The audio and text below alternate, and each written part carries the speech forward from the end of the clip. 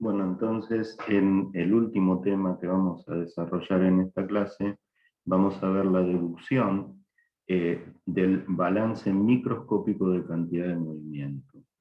Entonces, nuevamente vamos a plantearnos un objetivo que en este caso consiste en obtener la expresión matemática que represente cómo varía la cantidad de movimiento, de un elemento de volumen microscópico, recuerden, microscópico, de fluido que se encuentra fluyendo con la posición y con el tiempo. Entonces, insisto en algunos conceptos, estamos trabajando haciendo el análisis desde el punto de vista microscópico, lo que significa que estamos trabajando con elementos de volumen de fluido muy pequeños, lo suficientemente pequeños como para representar lo que sucede en un punto del sistema, pero recuerden siempre que deben esos elementos de volumen contener un número estadístico de moléculas como para que valga la hipótesis del continuo. Una vez más, para poder desarrollar esta expresión matemática, vamos a tener que generar un modelo, de manera tal que, en primer lugar, vamos a plantear un conjunto de suposiciones,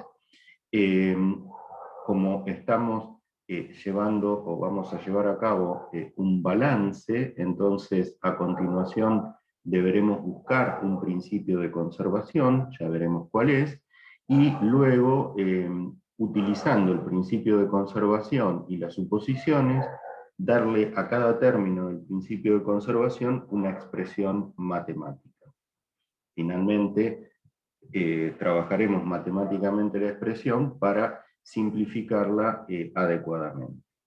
Bueno, las suposiciones, las dos primeras son las mismas que utilizamos en el caso de la deducción del balance anterior, el de continuidad, y por los mismos motivos.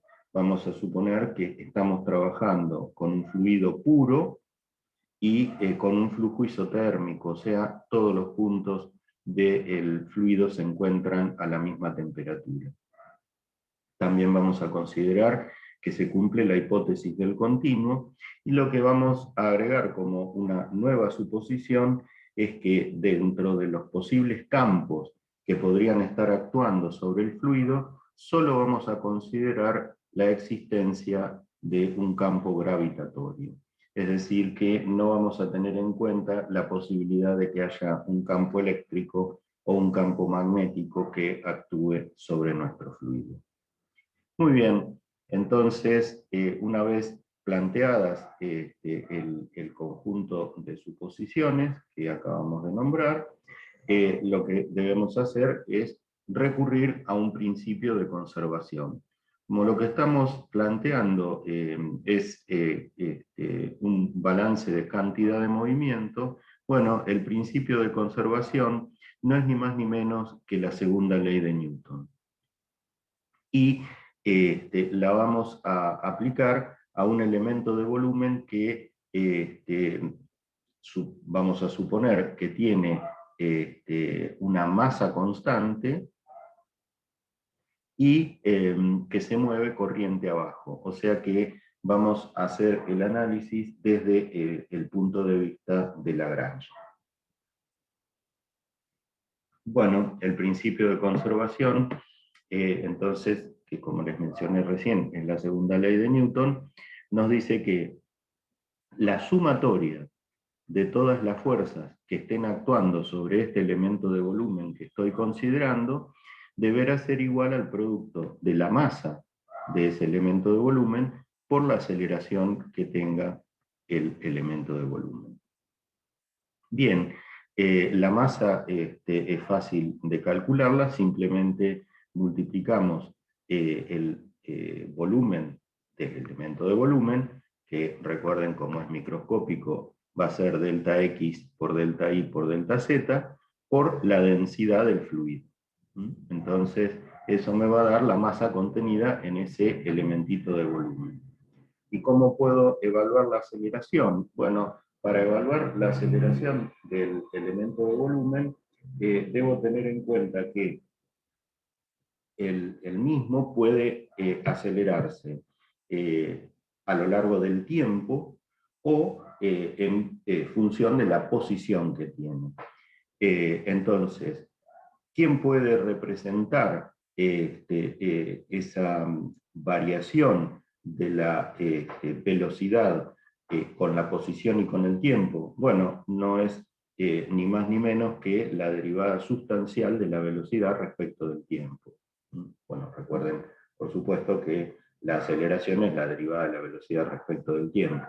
Si yo hago la derivada de la velocidad, pero sustancial, lo que puedo estar evaluando de esa manera es cómo varía la velocidad, o sea que el elemento de volumen se acelera o se frena en función del tiempo, derivada parcial de la velocidad respecto del tiempo, o en función de la posición. O sea, imagínense, volvemos al ejemplo que ya hemos usado otras veces, de que nuestro fluido es el agua de un río. Si el río viene bajando desde la cordillera, bueno, en la región cercana a la cordillera la velocidad va a ser más elevada que cuando nos acerquemos a la llanura. O sea que los elementos de volumen, a medida que yo me voy desplazando, se van a ir frenando.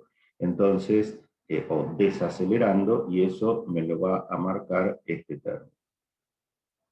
Bueno, así que entonces ya tengo los términos del miembro de la derecha del principio de conservación, y ahora lo que debo hacer es evaluar qué fuerzas pueden estar actuando sobre el elemento de volumen que se está desplazando. Bueno, entonces ahí debemos recurrir, y ahora empiezan a tomar sentido algunas cosas, a la expresión de las fuerzas que se generan en el seno de un fluido cuando un fluido está fluyendo, o sea que se está sometiendo a deformación. Recuerden que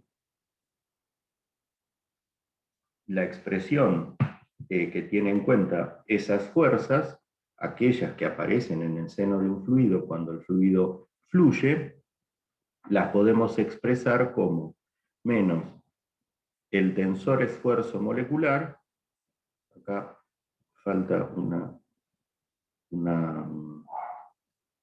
rayita, ¿no? Este es un tensor, perdón, dos rayitas, que multiplica escalarmente al vector área sobre la cual está actuando.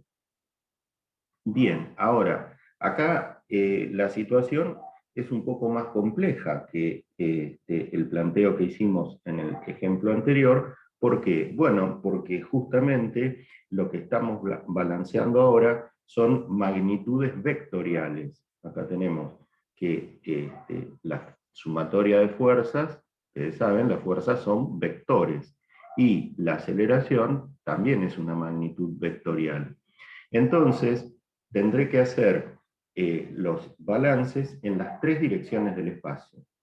Así que vamos a empezar por la primera dirección, la dirección X. Y entonces, en esa dirección, fíjense que para evaluar las fuerzas, deberé considerar una fuerza normal, que va a ser aquella que actúa sobre una cara de dirección X, y dos fuerzas tangenciales, que serán aquellas que actúan sobre caras que no están en la dirección X. ¿Cómo sería esto? Bueno, fíjense, sobre esta primer cara, vamos a rayarla aquí, tendré una fuerza de dirección X que está actuando sobre un área de dirección X. Así que, ¿quién me va a generar esa fuerza? Bueno, un tensor esfuerzo que, recuerden, de los subíndices, el primero correspondía al área y el segundo subíndice correspondía a la fuerza. Por eso es que aquí estoy colocando un tensor esfuerzo molecular TXX. ¿Evaluado dónde? Bueno, como estoy en esta cara, que es donde comienza el cubito, lo estoy evaluando en X. Y lo tengo que multiplicar por ¿qué área? Bueno, por delta de Y, que es esta dimensión, por delta de Z, que es esta otra dimensión. Y por supuesto, tendré otra fuerza que actúa sobre la cara opuesta, sería esta que está aquí, que como el espesor del cubito es delta de X, entonces el tensor esfuerzo molecular TXX, ahora, a diferencia de este que está aquí, que está evaluado en X, ahora lo estoy evaluando en X más delta de X. Así que la diferencia entre estas dos expresiones me va a dar la fuerza de dirección X normal que está actuando sobre una cara en X. Pero ahora existe la posibilidad de que se produzcan en este sistema de flujo fuerzas tangenciales. ¿Por qué? Bueno, por ejemplo, si me ubico en lo que diríamos es el techo del cubito, el área es un área que apunta hacia allá, y entonces es un área que coincide con la dirección Z. Así que esta es un área en Z. Pero yo estoy analizando las componentes X de las fuerzas. Entonces, sobre un área en Z, ¿quién puede generar una componente X de la fuerza? Bueno, un tensor esfuerzo molecular tau ZX. Primer subíndice área, segundo subíndice fuerza. Y lo mismo puede suceder en la base del cubito, donde el área Z es normal y apunta hacia abajo. Entonces tendré una fuerza tangencial de dirección X generada por un tensor esfuerzo molecular TZX, evaluado en Z, y otra generada en el área Z, en el techo del cubito, que va a ser una TZX, pero ahora evaluado en Z más delta de Z. Y exactamente lo mismo, o análogo mejor dicho, sucede con las caras en Y. Entonces, en definitiva, cuando yo balanceo la componente X de este principio de conservación, tendré que el producto de la masa, o sea, delta X, delta Y, delta Z por ρ, por la aceleración del elemento de volumen, tiene que ser igual a la sumatoria de todas las fuerzas de dirección X, que, insisto, tendremos una normal y dos tangenciales. Y eso es lo que está desarrollado aquí. Y por último, como estoy considerando la posibilidad de que actúe sobre el elemento de volumen el campo gravitacional, entonces deberé considerar que aquí está actuando la gravedad, o sea que eso ¿cómo lo puedo evaluar? Bueno, calculando el peso del elemento de volumen, que va a ser la masa, que es ρ por el volumen del cubito, por la componente de dirección X de la aceleración de la gravedad. Así que entonces, según el principio de conservación, lo que tengo que hacer es igualar la masa por la aceleración con todos los términos que están aquí. Que tienen en cuenta ¿qué cosa? Bueno, tienen en cuenta la fuerza normal de dirección X, dos fuerzas tangenciales de dirección X y el peso. Bueno, de igual forma que en el caso de la ecuación de continuidad, hasta acá es lo más conceptual de la cuestión. Ahora lo que tenemos que hacer es un paso análogo al que ya hicimos. Vamos a dividir ambos miembros de la ecuación por delta x, delta y, delta z, o sea que se me va, acá se me van estos dos, y acá me va a aparecer dividiendo por delta de x, acá se van estos dos deltas, y me va a aparecer dividiendo delta de y, y acá se me van estos dos, y me aparece dividiendo delta de z.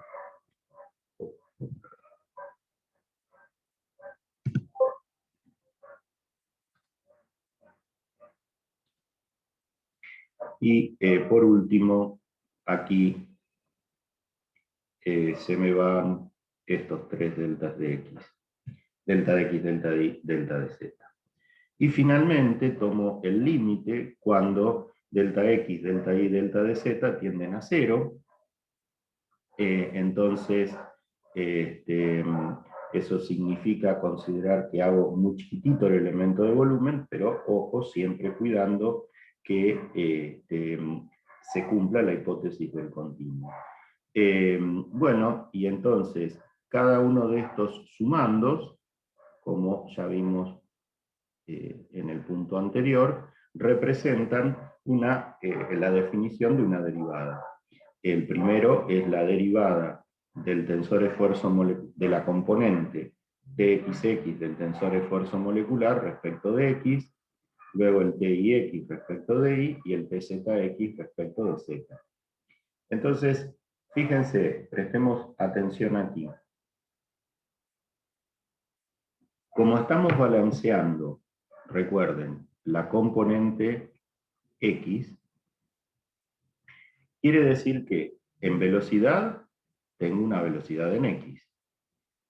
De las fuerzas que tendré una normal, o puedo tener en realidad, ¿no? Cada sistema tendrá lo que corresponda a ese sistema en particular. Una fuerza normal de dirección X y dos fuerzas tangenciales de dirección X.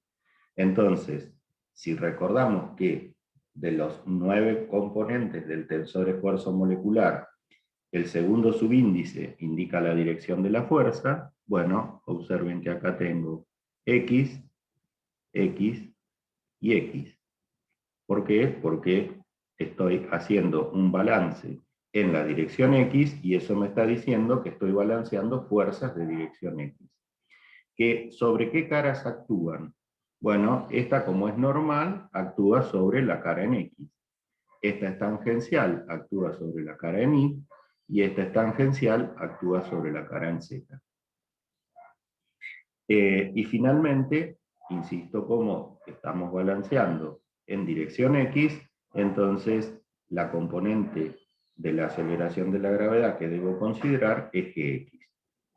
Bueno, de igual manera puedo repetir el procedimiento para evaluar la componente Y correspondiente a las fuerzas que actúan en y en Z. Y entonces, ¿qué debiera obtener?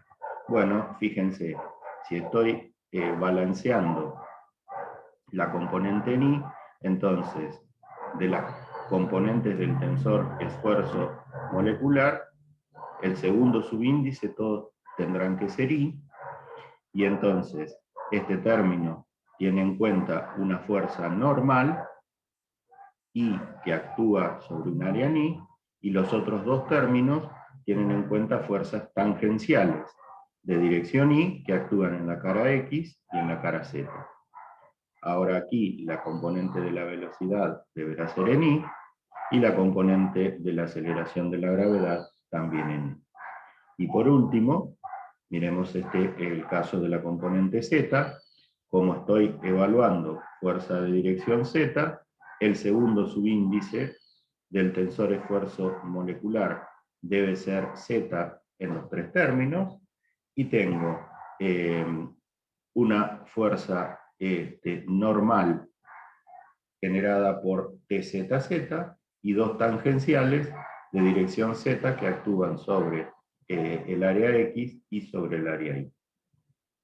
Bueno, cuando sumo todo, obviamente, fíjense que, como era de esperar, Recuerden que el tensor esfuerzo molecular tiene 9 componentes, acá tenemos 1, 2, 3, y luego tenemos 3 más por cada otra de las componentes, tenemos las 9 componentes del tensor esfuerzo molecular.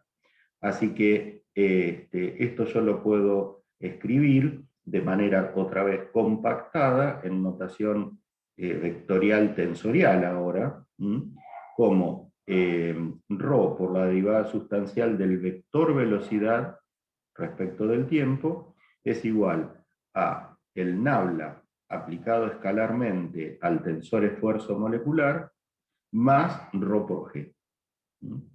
Donde este primer término, entonces, del lado de la derecha, tiene en cuenta las fuerzas que están actuando sobre el elemento de volumen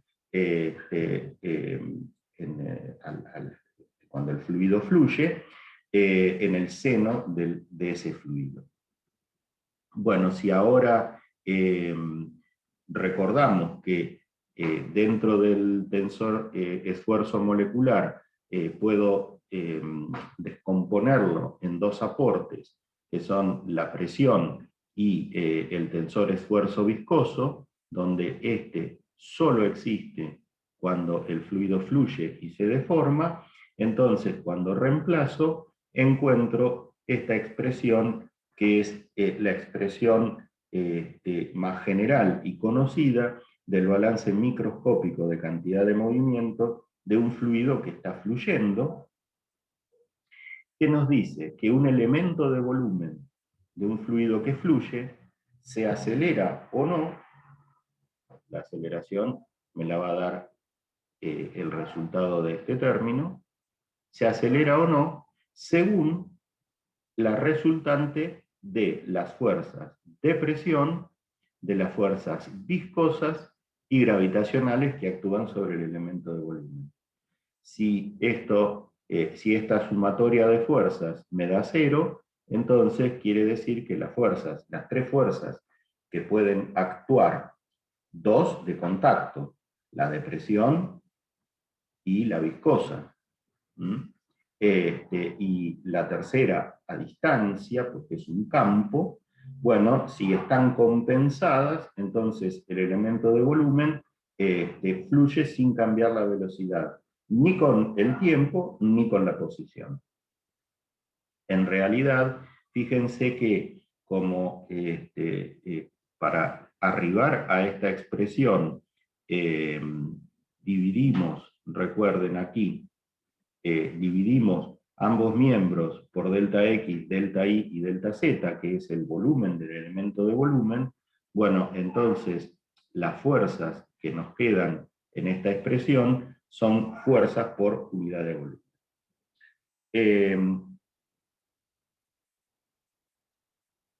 Noten algo que es muy importante, que nada he dicho acerca del comportamiento reológico del fluido que estoy analizando. No dije nada, o sea que no puse ninguna restricción, por lo tanto eso implica que esta expresión que he obtenido es válida para fluidos de cualquier naturaleza reológica. Pueden ser newtonianos, dilatantes, pseudoplásticos, plásticos de Bingham, etc. Bueno, otra cuestión que es importante es que si el fluido no fluye, si está estático, ¿qué pasa? Bueno, este término lógicamente es 0, y este término también es 0, porque recuerden que el tensor esfuerzo viscoso solo es diferente de 0 cuando el fluido fluye y se deforma.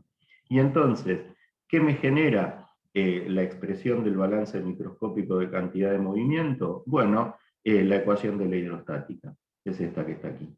Si yo integro para un determinado sistema esta expresión, obtengo la ecuación clásica de la hidrostática, que obviamente vale para un fluido que no fluye.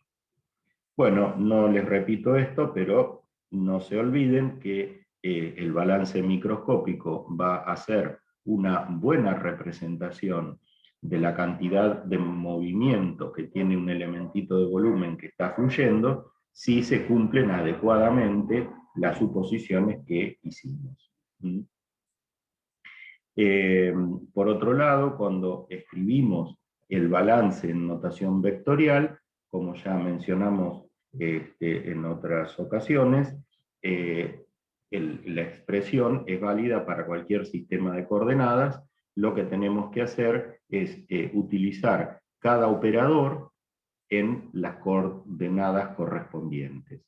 Eso lo tienen ustedes desarrollado en las tablas que tienen en la cátedra virtual, en donde tienen que tener cuidado de utilizar para cada componente X y Z si son coordenadas rectangulares, R, Z o θ si son cilíndricas, o R, θ y φ si son esféricas.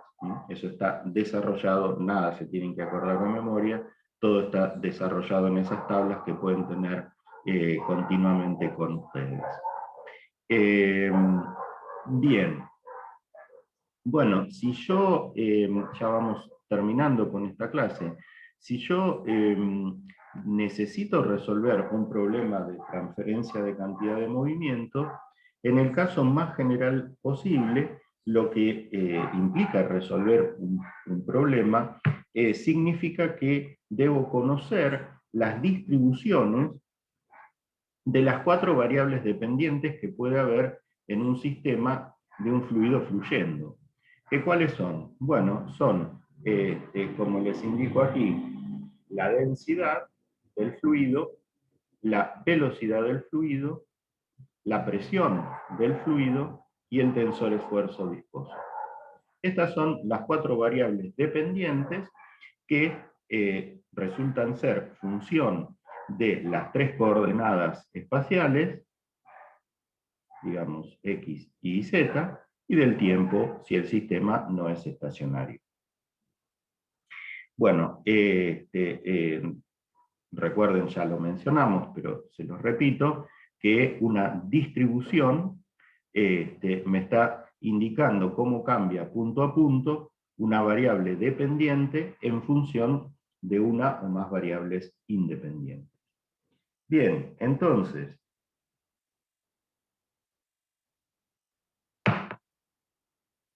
para el caso más general posible, si yo tengo un sistema con 4 variables dependientes, necesitaré 4 ecuaciones independientes para poder resolver el sistema. ¿Cuáles son esas ecuaciones? Bueno, ya las conocemos a todas, porque fíjense, 2 las acabamos de deducir. Una es la ecuación de continuidad, que me indica cómo cambia la densidad de un fluido en un elemento de volumen con la posición y el tiempo cuando está fluyendo. La otra es la que acabamos de deducir recién, que es el balance microscópico de cantidad de movimiento, que me indica justamente cómo cambia la velocidad o la cantidad de movimiento de un elementito de volumen con la posición y el tiempo cuando fluye. La tercera es la ecuación de estado, y la cuarta es la ecuación constitutiva que, recuerden, relacionaba al tensor esfuerzo viscoso con, establecía algún tipo de relación con los gradientes de velocidad, pongámoslo de manera genérica de esta forma.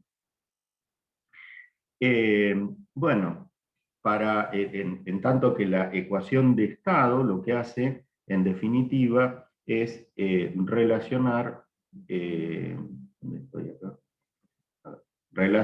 a la presión con la densidad del fluido.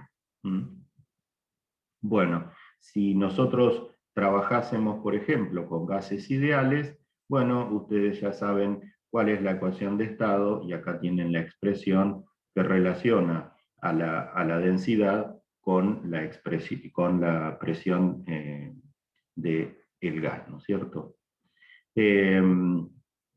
Y si trabajamos con fluidos que son newtonianos, es decir, que el modelo de Newton o de Stokes los representa matemáticamente de forma adecuada, bueno, entonces la ecuación constitutiva es esta que se encuentra aquí, que ya vimos en la clase pasada.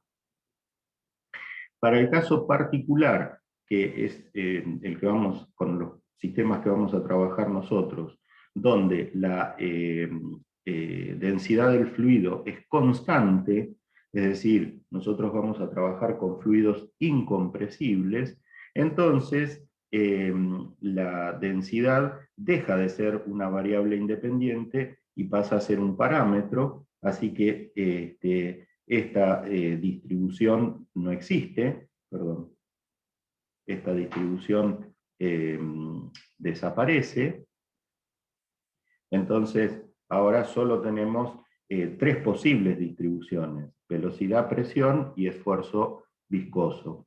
Entonces las ecuaciones, bueno, simplemente es una forma de decir, van a ser la de continuidad, el balance microscópico de cantidad de movimiento y la correspondiente ecuación constitutiva, y esta ya no figura.